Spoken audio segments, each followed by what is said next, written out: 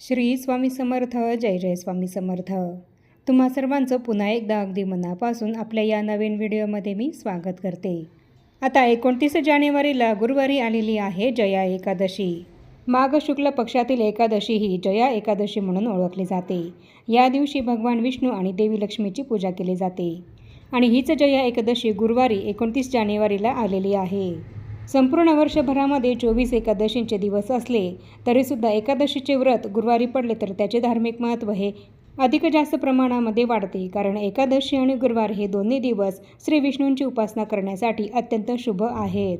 असं मानलं जातं की जेव्हा एकादशी गुरुवारी येते तेव्हा ती भगवान विष्णूंच्या आशीर्वादांना दुप्पट करते आणि म्हणून या सुंदर योगाचा लाभ हा आपल्याला घ्यायचा आहे. आणि 29 जानेवारीला जया एकादशीला आपल्याला श्रीहरी विष्णूंची अगदी मनोभावे पूजा सेवा करायची आहे. आणि तसंच काही महत्त्वपूर्ण उपाय हे सुद्धा आपल्याला या दिवशी करायचे आहेत, जेणेकरून आपल्याला श्रीहरी विष्णू आणि माता लक्ष्मी या दोघांचाही अखंड कृपाशीर्वाद हा प्राप्त होईल आणि आपल्या संपूर्ण घराची भरभरून प्रगती होईल. तर आजच्या या व्हिडिओमध्ये मी तुम्हाला हीच संपूर्ण महत्त्वाची माहिती देणार आहे की जया एकादशीचं महत्त्व काय आहे आणि या दिवशी आपल्याला पूजा सेवा कशी करायची आहे आणि कोणत्या महत्त्वपूर्ण चुका आपल्याला या दिवशी टाळायच्या आहेत आणि तसंच आपल्या आर्थिक प्रगतीसाठी कोणते साधे सोपे उपाय आपल्याला या दिवशी करायचे आहेत याबद्दलचीच संपूर्ण महत्त्वाची माहिती मी तुम्हाला आपल्या आजच्या व्हिडिओमध्ये देणार आहे. आणि म्हणून ही अत्यंत महत्त्वपूर्ण माहिती जाणून घेण्यासाठी तुम्ही हा व्हिडिओ कुठेही स्किप न करता शेवटपर्यंत नक्की बघा आणि कमेंटमध्ये ओम नमो भगवते वासुदेवाय किंवा श्री स्वामी समर्थ लिहायला विसरू नका.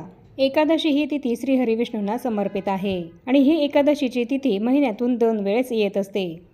एकदा कृष्ण पक्षामध्ये आणि एकदा शुक्ल पक्षामध्ये अशी महिन्यातून 2 वेळेस एकादशी तिथीही येत असते. तर उद्याची एकादशी ही जया एकादशी आहे आणि ही एकादशी अत्यंत महत्त्वपूर्ण असल्याचं शास्त्रांमध्ये सांगितलं आहे. अत्यंत फलदायी अशी उद्याची जया एकादशी आहे. उद्या आलेली जया एकादशी ही गुरुवारी आलेली आहे, त्यामुळे या दिवसाचं महत्त्व अधिकच वाढलं आहे.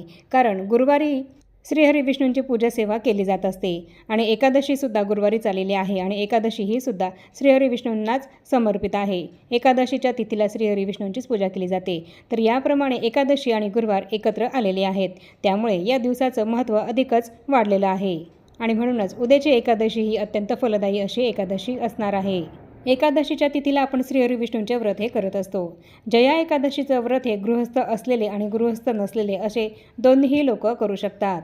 जया एकादशीच्या दिवशी श्रीहरी विष्णू आणि माता लक्ष्मी या दोघांचीही पूजा केल्याने आपल्याला अनंत पुण्य हे प्राप्त होतं आणि त्यांच्या कृपाशीर्वादानेच आपल्या घरामध्ये सुख शांती समृद्धी अखंड राहते आणि तसंच आपल्या घरातली सर्व नकारात्मकता ही सुद्धा निघून जाते आणि तसंच आपल्याला मोक्षसुद्धा प्राप्त होत असतो. माघ महिन्यामध्ये येणाऱ्या या जया एकादशीलाच भीष्म एकादशी असं सुद्धा म्हटलं जातं. सुखसमृद्धीच्या प्राप्तीसाठी जया एकादशीचं व्रत करणं हे अत्यंत महत्त्वपूर्ण मानलं जातं. आपल्या हिंदू धर्मानुसार माघ महिना हा अत्यंत महत्त्वाचा आणि पुण्याचा मानला गेला आहे आणि माघ महिन्यामध्ये येणारी ही जया एकादशीसुद्धा तितकीच महत्त्वाची आणि विशेष खास आहे. आणि आपल्या हिंदू धर्मानुसार जी व्यक्ती या जया एकादशीचं व्रत करेल तर त्या व्यक्तीला सुख सौभाग्याची प्राप्ती होते. तसंच जी व्यक्ती अगदी भक्तिभावाने या जया एकादशीचं व्रत करेल तर त्या व्यक्तीला मोक्ष हा प्राप्त होत असतो. असं सुद्धा म्हटलं जातं की या जया एकादशीचं व्रत केल्याने व्यक्तीला भूत आणि भय इत्यादी व्याधींपासून मुक्ती मिळत असते. तर असं हे जया एकादशीचे महत्त्व आहे. तर अशा या अत्यंत महत्त्वपूर्ण असणाऱ्या जया एकादशीच्या दिवशी आपल्याला कोणत्या चुका या टाळायच्या आहेत, कोणत्या गोष्टी या करायच्या नाहीत, तर हेच आपण आता जाणून घेऊया. तर यामध्ये सर्वात महत्त्वाचं म्हणजे या जया एकादशीच्या दिवशी आपल्याला चुकूनही तांदळाचं सेवन हे करायचं नाही आहे. तांदूळ हा उद्या जया एकादशीच्या दिवशी आपल्याला चुकूनही खायचा नाही आहे. एकादशीचं व्रत करणाऱ्या व्यक्ती तर तांदूळ खाणार नाही, पण आपल्या घरामध्ये असलेल्या इतर व्यक्तींना सुद्धा म्हणजे ज्यांचा एकादशीचा उपवास नाही आहे, एकादशीचं व्रत ज्यांचं नाही आहे, तर अशा व्यक्तींना आणि तसंच लहान मुलांना सुद्धा या दिवशी आपण तांदूळ हा शिजवून त्याचा भात किंवा खिचडी बनवून चुकूनही उद्या खायला द्यायचा नाही आहे. त्याचप्रमाणे एकादशीच्या दिवशी आपल्याला चुकूनही उशिरापर्यंत झोपून राहायचं नाही आहे, तर सकाळी लवकर उठायचं आहे. त्याचप्रमाणे उद्या जया एकादशीच्या दिवशी आपल्याला तुळशीला चुकूनही स्पर्श हा करायचा नाही आहे आणि तुळशीची पानं ही सुद्धा आपल्याला उद्या चुकूनही तोडायची नाही आहेत. जर तुम्हाला उद्या एकादशीच्या तिथीला श्रीहरी विष्णूंची पूजा करताना त्यांना तुळशीपत्र हे अर्पण करायचं असेल तर ते तुम्ही आजच तुळशीपत्र तोडून ठेवायचं आहे, पण उद्या चुकूनही तुळशीपत्र हे तोडू नका आणि तुळशीला चुकूनही उद्या स्पर्श करू नका. एकादशीच्या तिथीला माता तुळशीचं सुद्धा व्रत असतं, त्यामुळे या दिवशी आपल्याला चुकूनही तुळशीला जल अर्पण करायचं नाही आहे आणि स्पर्शसुद्धा करायचा नाही आहे. आणि तुळशीची पानंही सुद्धा आज संध्याकाळी 6 वाजेच्या आधी आपल्याला तोडून घ्यायची आहे. त्याचप्रमाणे दुसरी महत्त्वाची चूक आहे जी आपल्याला उद्या टाळायची आहे एकादशीला, ती म्हणजे एकादशीच्या तिथीला आपल्याला चुकूनही मांसाहार हा करायचा नाही आहे. तसंच कुठल्याही प्रकारचं व्यसन हे सुद्धा उद्या आपल्याला करायचं नाही आहे. एकादशीच्या तिथीला उद्या आपल्याला आपल्या घरातलं वातावरण हे पूर्ण शांततापूर्वक ठेवायचं आहे. आपल्या घरात भांडणं, कलह, वादविवाद हा आपल्याला करायचा नाही आहे. तसंच घराच्या बाहेरसुद्धा इतर कोणाशीही आपल्याला भांडायचं नाही आहे, वादविवाद घालायचं नाही आहे.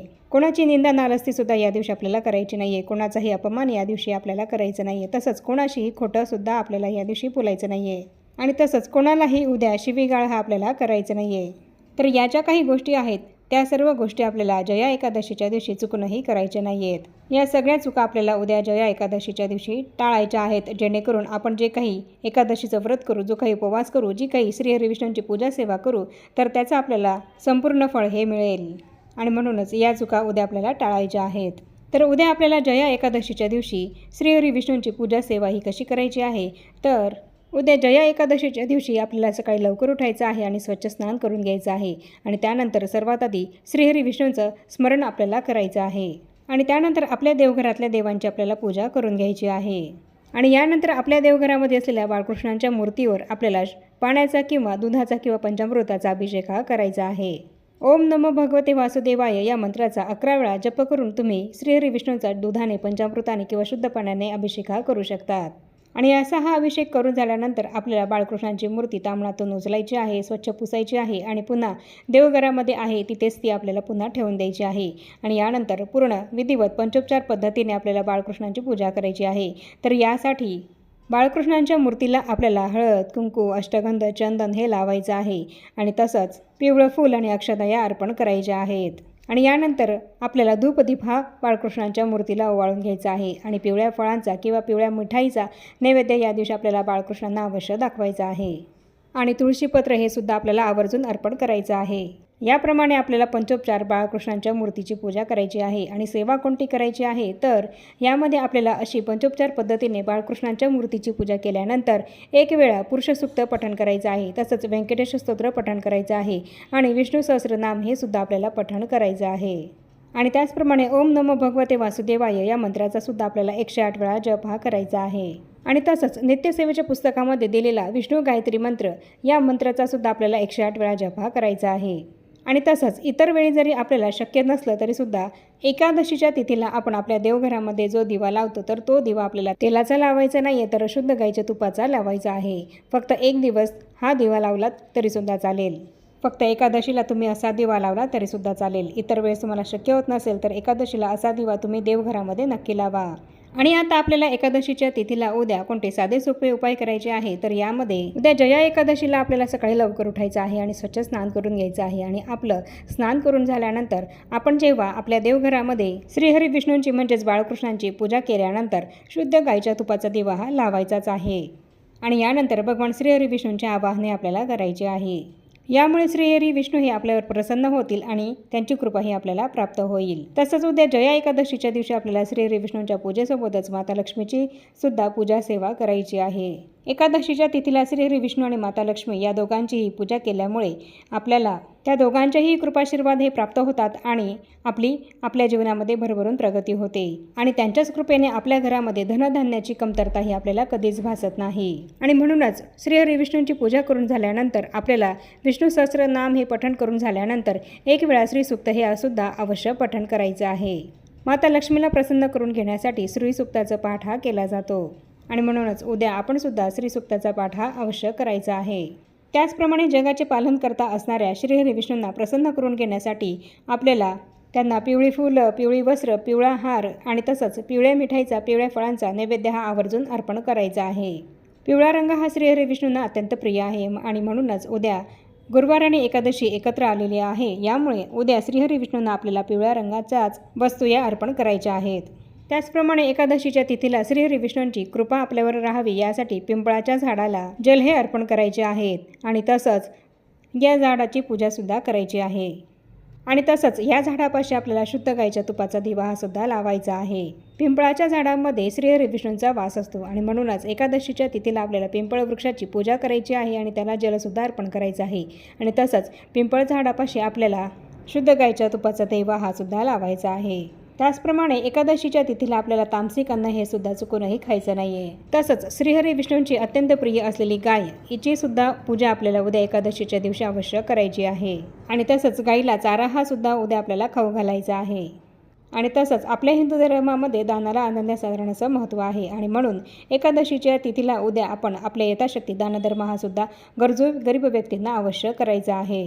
तर असे हे अगदी साधे सोपे सहज होणारे उपाय जर आपण एकादशीला केले तर यामुळे श्रीहरी विष्णूंची कृपा ही तर आपल्याला प्राप्त होतेच, पण त्यासोबतच माता लक्ष्मीचा सुद्धा अखंड आशीर्वाद हा आपल्याला प्राप्त होतो. आणि तसंच आपल्या पितरांचा आशीर्वाद हा सुद्धा आपल्याला मिळत असतो. आणि म्हणूनच जरी तुम्ही एकादशीचं व्रत करत असाल किंवा नसाल तरीसुद्धा मी सांगितलेले हे अगदी साधे सोपे उपाय उद्या जया एकादशीच्या तिथीला अवश्य करा. यामुळे देवी लक्ष्मी माता आणि श्रीहरी विष्णू हे तुमच्यावर प्रसन्न होतील आणि लक्ष्मी देवीचा अखंड वास हा तुमच्या घरामध्ये कायम राहील आणि तुमची आर्थिक भरभराट होईल, आर्थिक प्रगती होईल. आणि म्हणून हे साधे सोपे उपाय उद्या अवश्य करा. आणि सांगितलेल्या चुकासुद्धा उद्या तुम्ही अवश्य टाळा. आणि तसंच जी सेवा सांगितली आहे तीसुद्धा उद्या अवश्य करा. आणि आता या छोट्याशा माहितीसह आपण आपला आजचा हा व्हिडिओ इथेच थांबवूया. चॅनलवर जर तुम्ही पहिल्यांदाच आला असाल तर चॅनलला जरूर सबस्क्राईब करा आणि या व्हिडिओला जास्तीत जास्त लाईक आणि शेअरसुद्धा नक्की करा. आणि भेटूया पुन्हा अशाच नवीन एका माहितीपूर्ण आणि महत्त्वपूर्ण व्हिडिओसोबत. तोपर्यंत सर्वांना श्री स्वामी समर्थ.